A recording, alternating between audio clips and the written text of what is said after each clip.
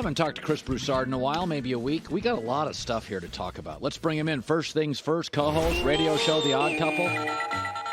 Okay, I made my predictions earlier. I've said before with the Lakers, they were going to win the playoff game, and I think they'll jump on Memphis early. They don't want to get into a track meet because Memphis has depth and youth. So there's a way the Lakers have to play against Memphis.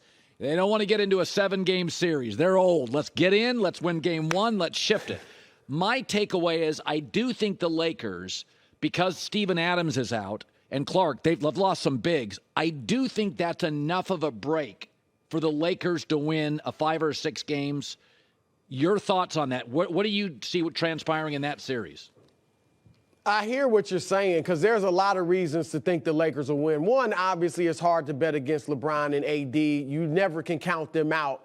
But like you said, with Steven Adams and Brandon Clark out, those are 2 of Memphis's bigs. So AD should be able to dominate the series. Now, I know Jaren Jackson Jr. is a phenomenal defender, might be Defensive Player of the Year. He was second on my ballot. The problem with him, and the reason I didn't vote him Defensive Player of the Year, was he fouls too much. Yeah. He leads the league second to Karl Anthony Towns in fouls per game, and you saw what happened to Karl Anthony Towns on Tuesday. So if AD should be able to get Jaren Jackson in foul trouble, and then it'll be tough for Memphis to win this series. That said, Colin, I'm picking the Grizzlies. I just look at the Lakers, and I don't think they've been playing nearly as well as everybody says. They've gone 7-2, I believe, since LeBron came back. But if you look at the victories, They beat Utah twice when Utah's trying to lose. They don't have their 2 best players. They beat Phoenix without its 4 best players. They beat Chicago. They beat Houston. They struggled against Minnesota on Tuesday with Anthony Edwards having one of the worst games of his career. And that was at home in a must-win, essentially a must-win situation. So I think Memphis, Ja Morant, I don't think is going to disappear like Anthony Edwards did. Desmond Bane, they can shoot. You know, they're not a great shooting team, but he's a great shooter. And they're not scared. Now, they are immature. So I think the Lakers, with their experience, that'll carry them to victory. But I like Memphis's attitude, and I think they can get the Lakers in a long series. Yeah, I mean, you could see how it could go sideways because I watched the Lakers the other night, and you make good points. They've beaten teams, but they've been bad teams. They don't really have a dependable third scorer. I mean, it was the other night, it was Schroeder. It's often Austin Reeves. I do not trust. Malik Beasley's a nice kid, but he vanishes. Vanderbilt had 0 points the other night. D'Angelo Russell, I do not trust in big spots. So you could see the Lakers. You go to Memphis, the crowd's loud. They fall behind. It could certainly teeter that way. Now, Sacramento Golden State, I honestly believe this is one of the most fascinating series. A team with no experience and a team loaded with it. A young team and an old team. I'll tell you how I think it's going to look. Is that Golden State has so much depth at guard. They're just going to throw so many bodies to bang on De'Aaron Fox. They want to wear him out. De'Aaron may have very good early games, but they're going to put Peyton on him. They're going to throw Dante DiVincenzo at it. They got a lot of fouls to give, and they're going to be completely physical with De'Aaron Fox. And as the series goes on, he'll be less efficient, and I'll take Golden State. I don't remember a team in the NBA with this much guard depth. I mean, Golden State's got Poole, Clay, Steph, Dante, Peyton. So that's my takeaway. It's a longer series, Golden State. Your thoughts? I'm with you. I got Golden State, and I got them in 5. I've got Golden State winning it all. Now, I know I'm out on a limb, an island, because they obviously had the poor road record this year. But Andrew Wiggins coming back is huge. And in this series in particular, Sacramento's horrible defensively. They were 25th in the league defensively, which is odd because Mike Brown, in his first and second iterations as a head coach, was a tremendous defensive coach. Now, obviously, he's been great on the offensive end, will probably be coach of the year and should be. He got my vote. But I think the lack of experience, as you said, and the fact that they're really going to try to outscore Golden State, because that's what they do. They've outscored teams this season. And Colin, as great as Sacramento's been, since the All-Star break, the 2 teams have basically the same record. Golden State, like I said, and they've done that without Wiggins for the whole, second half of the season, and a lot of those games without Steph. As you said, they got Steph, Clay, Jordan Poole, huge scores. Wiggins is a really good three-point shooter in addition to his defense. So with Wiggins and Gary Payton II, I think defensively they'll be able to throw some things that rattle Sacramento, and then obviously Draymond. So I like the Warriors in this series pretty handily. Well, when you look at the East, I feel like it's so much easier to predict. So I'll stay on the West here. So I like the Suns over the Clippers. If Paul George played, it could be a different series. But they're a sub-500 team without Paul George. So my takeaway is Phoenix, and also the game's not till Sunday. So KD is going to be totally rested. Chris Paul's going to be rested, and they're winning game one. So I think very early, Phoenix is going to assert themselves. I mean, what does KD and Chris Paul need? Rest. And they didn't play at the end. I mean, they are going to be that's as rested as KD's been, not counting an injury, in years. So that's how I view it. Do you view that as a quick series? Yeah, I think Phoenix clearly wins, and I agree. If Paul George were playing, and maybe he'll come back at some point in the series, that would be huge. But I picked Phoenix in 6. I wouldn't be surprised if it's 5. Here's what I like about the Clippers, and I don't think they can win this series or will win it. But Kawhi Leonard has been healthy, and he's obviously playing great. And I am sure he's definitely not afraid of Kevin Durant. And I think he's looking forward to the matchup with Kevin Durant. I know it was years ago, but you remember when Kawhi was still in San Antonio. And they were facing the Warriors with Kevin Durant, and he got injured in game 1 in the third quarter, but they were up 22. The Spurs were shocking everybody, up 22 in that first game. So I just think Kawhi, when he's healthy, he's one of the most dangerous players in the league.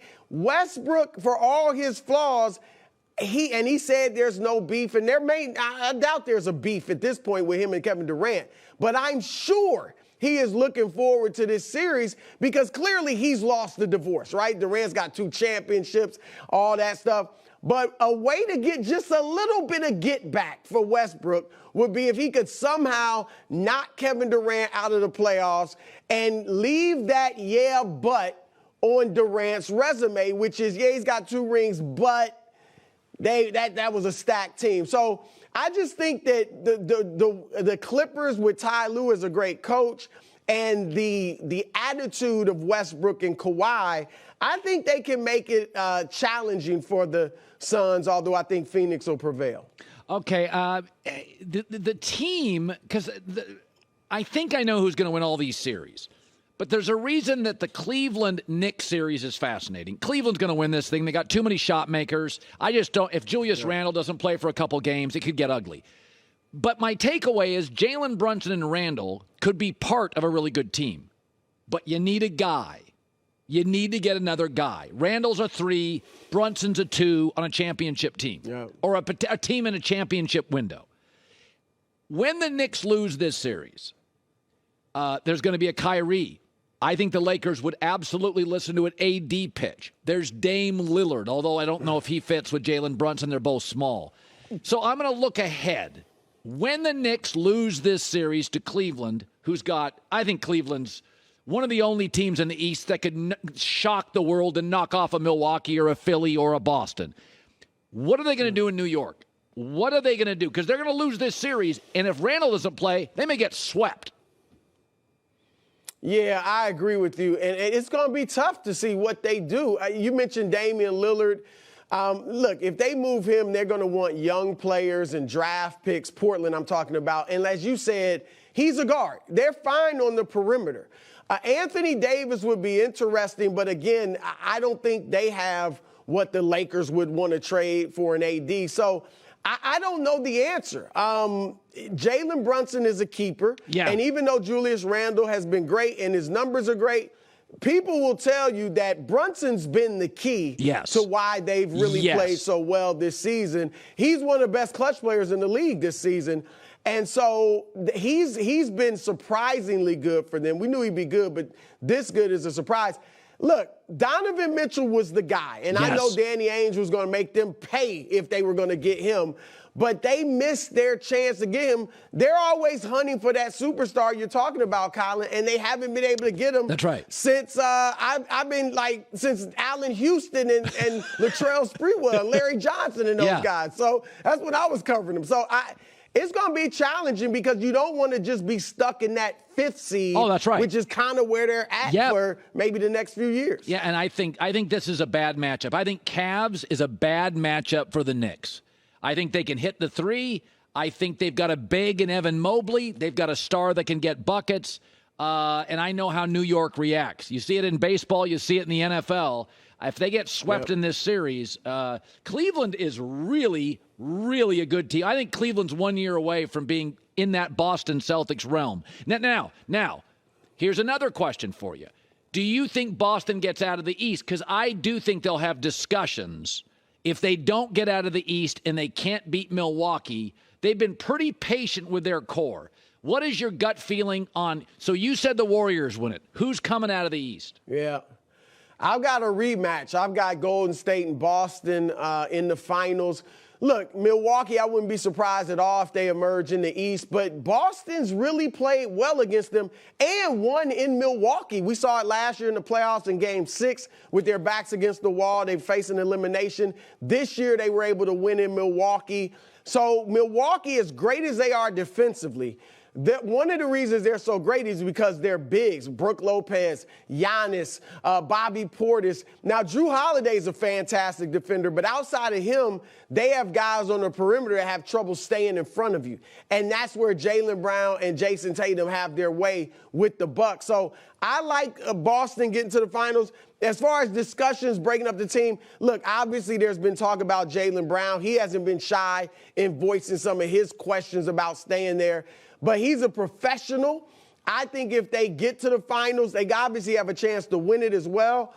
I can see this relationship continuing. You know, this isn't the first time there's been questions about Jaylen Brown being there. Yeah. His name's been in trade rumors for a few years, and people wonder, would he be able to stay there? If he makes noise, if he absolutely wants out, I think a Damian Lillard is a guy you're definitely looking at. Jaylen Brown would fit the timetable of the Blazers, right? They got these young kids emerging like Anthony Simons and Shaedon Sharpe. Jaylen Brown's fairly young. And Lillard obviously would be great in Boston. They've got defenders that could cover for him, and we know what he brings offensively. And I'd love to see Dame get in a situation like that. And I think if he did, he'd be like Kevin Garnett, like, man, what was I waiting for? Why didn't I do this earlier? Right. You know what I'm saying? No, I think because Marcus Smart, Williams protects the rim, Marcus Smart protects the backcourt, and Tatum's a good wing defender. Dame to the Celtics is really interesting. Jaylen Brown, again, young, healthy guy still, ascending player in the West. Chris Broussard, first things first after our show in 30 minutes. Good seeing you. Hi, everybody. Thanks for watching. Subscribe here to get the latest from the show. Also, be sure to check out more of the best clips from The Herd or go watch a few segments from other shows on FS1.